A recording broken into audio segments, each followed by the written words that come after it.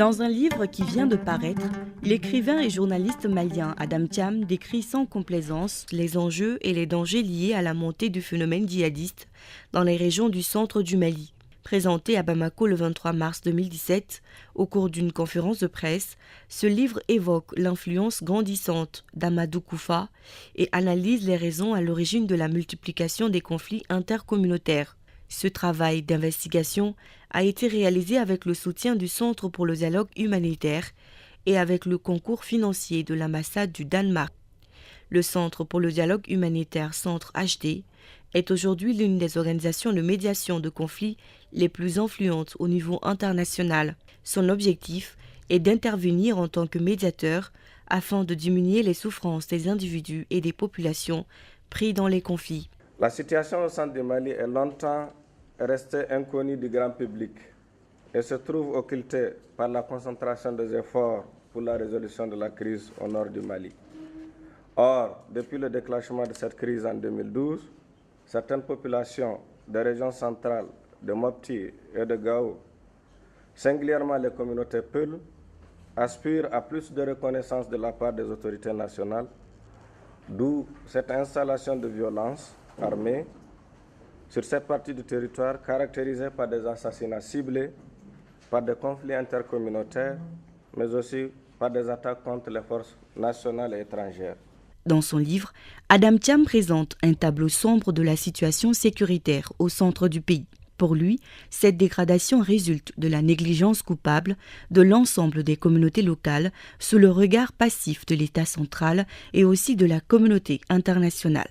Et nous avons choisi ce titre parce que c'est notre conviction, c'est ma conviction que cette crise est négligée alors qu'elle porte les germes d'une grave rupture, celle de casser le pays en deux, simplement parce que d'abord le centre est le centre géographique du Mali et deuxièmement parce qu'il y a quand même, qu'on le veuille ou non, de ferments djihadistes, de ferments religieux au centre qui donnent au djihadisme effectivement un caractère beaucoup plus sérieux et beaucoup plus profond qu'au nord où c'est quelques Algériens qui au début s'étaient installés, qui au fil du temps, grâce peut-être à la collusion avec d'autres intérêts comme le narcotrafic et puis l'absence de l'État, avaient trouvé une profondeur stratégique. Donc ce que nous voulions faire dans cette étude, c'était de comprendre la nature de la crise, des crises qu'il y a au centre, les décrire, les analyser. Autre temps fort de cette conférence, ce sont les débats et échanges d'informations entre les participants et l'auteur du livre qui ont permis d'apporter des explications complémentaires sur son contenu. On a vu récemment la fusion des 4 groupes djihadistes pour le nord et le centre.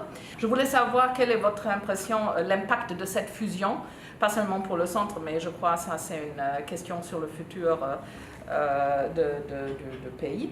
Iyad Agali reprend le commandement qui était jusque-là assuré par des Algériens. Donc ça veut dire que le djihad prend une figure locale, un caractère local. Donc ce n'est plus les Algériens, les Bel Mokhtar et autres, ça devient des gens du terroir, conformément à la doctrine du Moujao qui disait déjà, parce que c'était ça dans le testament de Drukdel à Tombouctou, la charia et tout ça, c'est un peu trop tôt.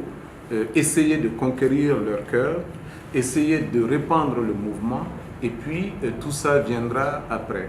Et pour répandre le mouvement, ils disent il faut que le djihadisme soit porté par les ethnies locales. C'est comme ça qu'on a vu les Sonrai avec le Moujao, c'est comme ça qu'on a vu les Peuls. Donc je pense que c'est simplement la continuation de cette doctrine que nous voyons à travers cette vidéo qui nomme Iyad Ali comme émir du Sahel. C'est par rapport au titre sur lequel je vais bondir, enjeux et dangers d'une crise négligée. Négligée par qui? En quoi cette crise est négligée? Je pense que les populations elles-mêmes la négligent. Dans les populations, je parle de ceux qui ne vivent pas dans les zones djihadistes, mais ailleurs. Donc c'est négligé aussi par les médias, c'est négligé par les leaders d'opinion qui sont à Bamako, et c'est négligé par l'État malien, c'est négligé par le gouvernement malien, c'est même pas négligé, c'est une crise dont il n'est pas comparable. Cet ouvrage a le mérite de proposer une analyse documentée de la situation sécuritaire qui prévaut au centre du Mali et de formuler des recommandations claires, ce qui a été relevé par les participants. Ainsi, l'auteur avertit que l'absence de l'État risque d'accélérer la formation d'un califat djihadiste au centre du pays.